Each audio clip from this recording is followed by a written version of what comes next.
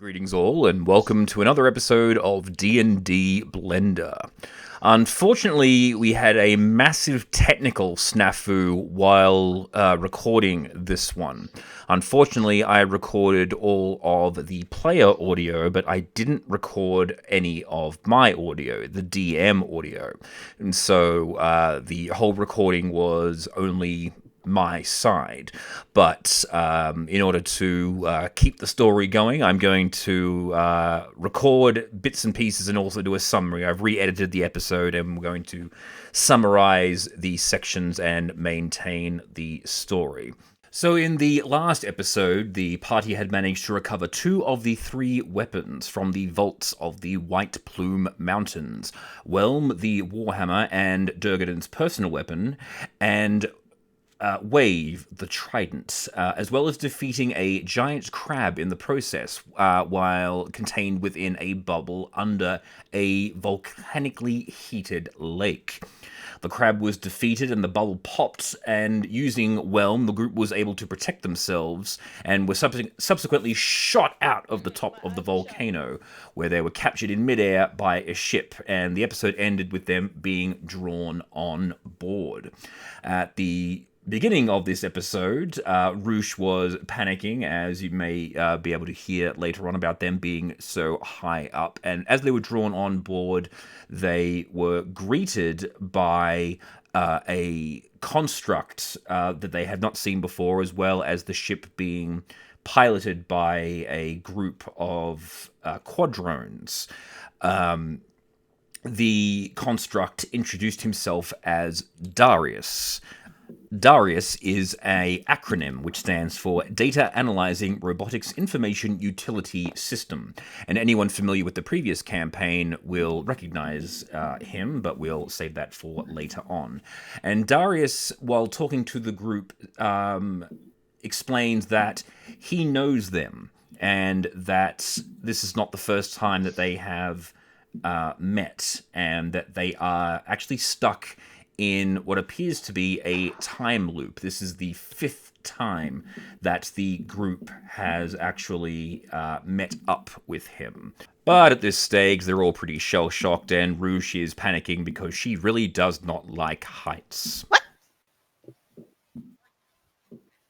Are we on the ground yet? Are we on the What? ground yet? Are we on the ground yet? Wait, Are we on are the ground yet? Are we on the ground yet? Are we on the ground yet? Are we on the ground yet? Are we on the ground yet?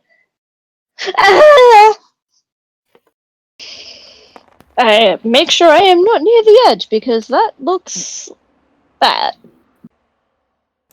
It was at this stage that Rex decided to introduce himself to Darius in the only way he knows how. Hey! Ow. Hey! Hey! Who are you? Possibly. Hello, small green one. I am Darius. Hey! Hello. What are you? Yes. I am Darius, Rex, be the quiet. Data Analyzing Prod it Robotic with, Utility like- System. My axe, just the shin. I'm pretty sure I don't know you. At this point, the group explained to Darius their previous adventure. We didn't intend to be here. We were in a situation. The Trident made a bubble, and our bubble got shot up into the air, which was very, very scary. Darius expresses his concern to the group and asks them if he could take them somewhere. No, I want to go to the ground. I don't want to be in the air. Nissa walks up next to Rouge and just sits on the floor. Welcome to the floor with me. I also am sitting on the floor. Darius then suggests that they all go below decks, and they eventually make their way there. Darius, can you tell us about these time thingy-whatsits? The time thingy-mawhatsits, Darius explains to Roosh, are the result of their group messing with the timeline, and this is in fact the 5th time they have met and gone through this conversation. What? Did he say You mean we've repeated this 5 times already? what happens at the end of the thing? It is explained to them that they likely died at the end of it, and that is why they keep looping back through. You had to ask. didn't you?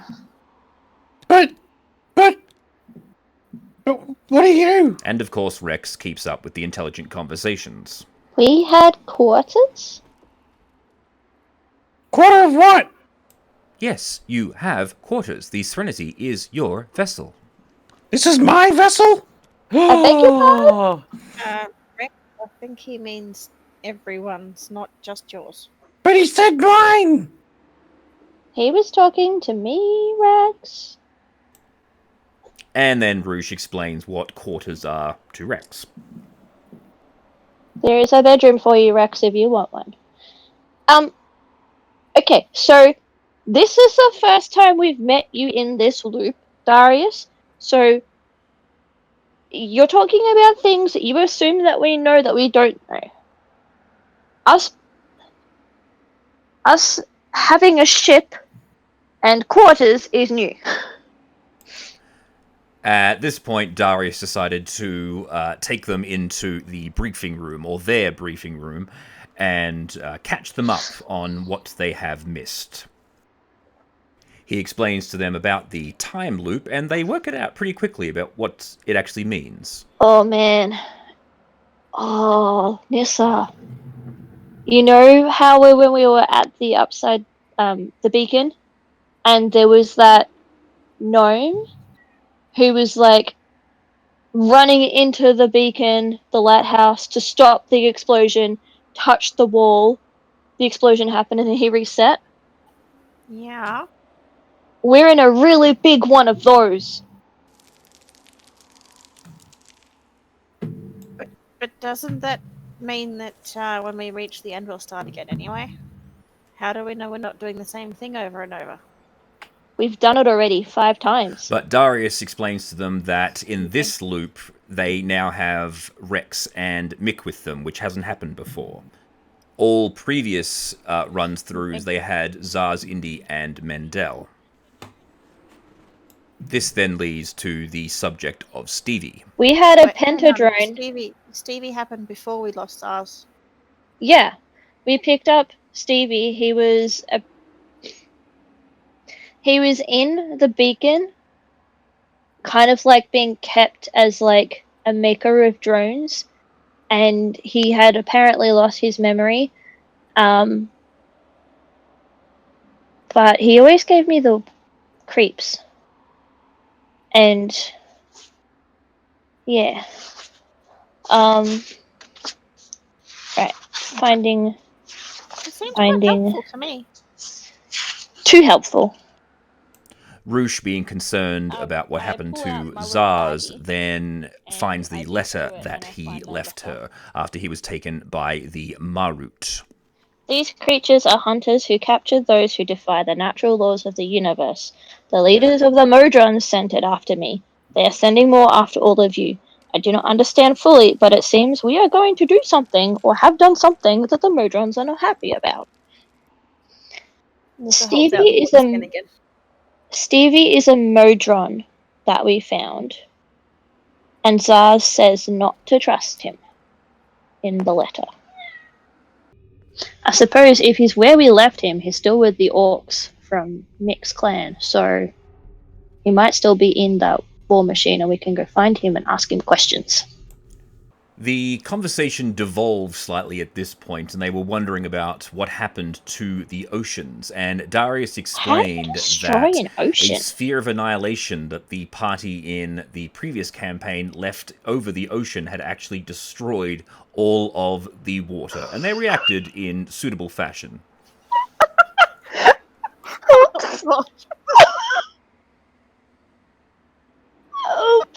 We completely forgot about that one. We made a mental note of where it was so we wouldn't crash into it. I didn't think it would eat the ocean. Oops. Oh man. Oops.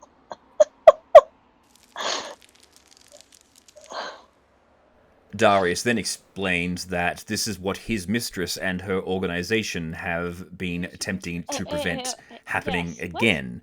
Back up. We haven't met a mistress? Why, Mistress Selena, of course. Which was Leisha's character from the previous I campaign. haven't met her. Shut up! The conversation moved back to more serious topics. What do we do now? Like, I want to go back and I want to get Black Razor. And if we can, I'd like to find Mendel. But I'm sure that... I don't know, it feels kind of unfair to pull Mick and Rex into this if they don't know what they're in for. Hell, I don't even know what I'm in for. Zaz left us the bits and pieces that he thought we would need to finish the quest that we're on, but I don't actually know what quest we're on, and I don't know how to solve this. Darius then goes on to explain that they are seeking the Ori of the Wanderer in order to time travel back to the past to put right what the previous campaign members had messed up. Selena created the organization because she realized that adventurers tend to mess with some very powerful things and they can break the world, as was proven in the previous campaign. But each time they've gone through the loop, something's obviously gone wrong. And in the previous run through prior to this one, Zaz had stumbled onto information about the Cube of Fate, which the Ori could help them find.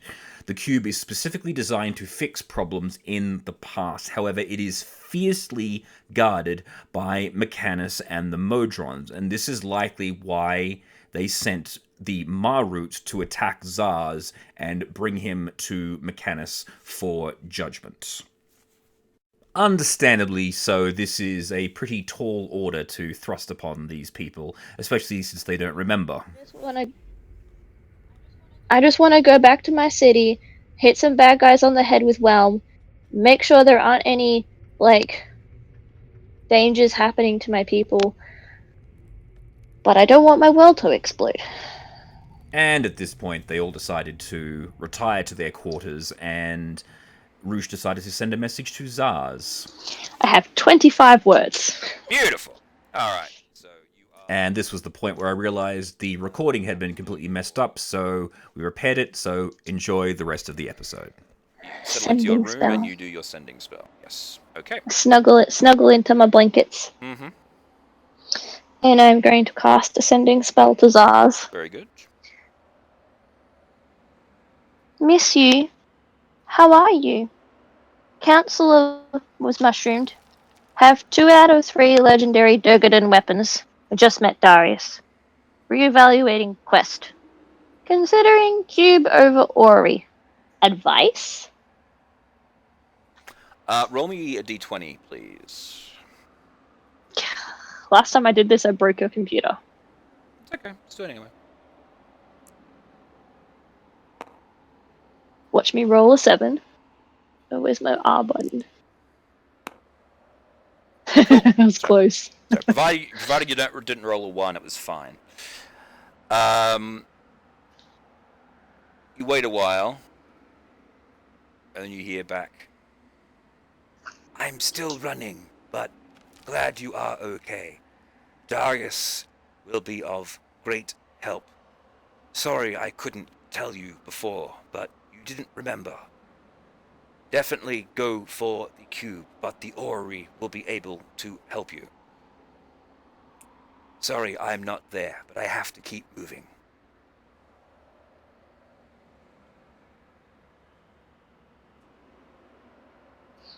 I'm out of 3rd level spell slots, or else I would be basically writing like a mushy reply. Very good. I smile, but I also cry a little. Oh. And eventually laying down and listening to the sound of the wind blowing, and you still hear, like, very far off in the distance, you hear the occasional whoosh as steam shoots out of the top of the volcano. And eventually sleep takes you, and you all are granted a long rest. Okay. Well, actually, considering the big fuck up that we had and everything else, I think that's probably a good place to put a pin in it for the time being. So, if everyone's happy to call it there for tonight. No, it was only a short session, Yeah. but Yeah, yes. it works out. There was a lot of content anyway. Yeah. That And goddamn sphere of annihilation! yeah. I have to send Tom an angry message. Yeah, so, and this is just a reiteration for those that are listening to this now, so hopefully I've edited it together in some way that it actually makes sense, because unfortunately we didn't get my microphone It got recording broke. the entire time, so I've had to supplant my voice into the sections where I would have been saying things, so hopefully it all panned out okay, so we'll see what happens, but thank you all for listening. Thank you everyone for playing. Again, not a very action-packed at all episode today, but hopefully one that provides some revelations for the story to come. And I'll catch you all on the next D&D Blender. Bye!